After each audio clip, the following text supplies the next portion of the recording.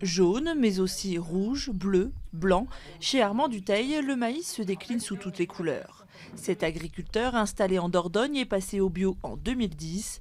Depuis, il ne cultive qu'à partir de semences dites paysannes, issues de variétés anciennes, produites par les exploitants eux-mêmes et non par les semenciers industriels comme Monsanto ou Dupont de Nemours.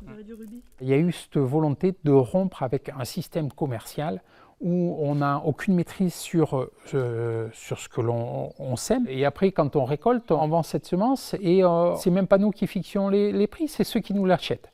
Donc il y a une aberration. Nous, ce qu'on a voulu faire, c'est être maître de ce que l'on met en terre et maître du prix où on le vend. Voilà, c'est reprendre possession de notre métier.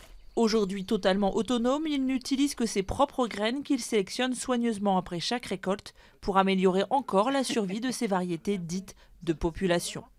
Le maïs population, il transmet en fait génétiquement toutes les capacités qu'il a à s'adapter à un milieu, à un terrain. Et donc c'est ce qui est intéressant, c'est qu'une année où il y a une sécheresse, on va faire une sélection beaucoup plus intense parce que le maïs qu'on va sélectionner, comme c'est les plus beaux épis, c'est ceux qui se sont mieux adaptés à la sécheresse. Ce pari, il n'aurait pas pu le réaliser sans la Maison de la Semence de Dordogne. Cette structure pionnière, lancée il y a 20 ans par quelques paysans, s'est donnée pour mission de retrouver les graines d'autrefois, quasiment disparues après l'arrivée du maïs hybride.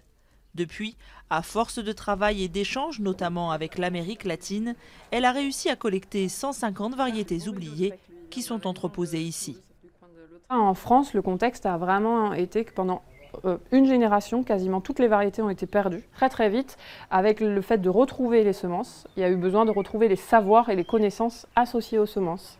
Donc on a, sur une vitrine ou une plateforme, on a fait des mesures pendant de nombreuses années, des mesures sur la floraison, pour connaître justement leur précocité, des mesures de rendement avec des pesées, des mesures de caractérisation d'épis. En 20 ans, plus d'1 millier de paysans ont eu recours à la Maison de la Semence.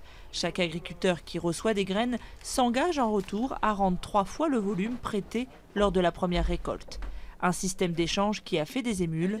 Une douzaine de structures similaires ont vu le jour en France ces dernières années.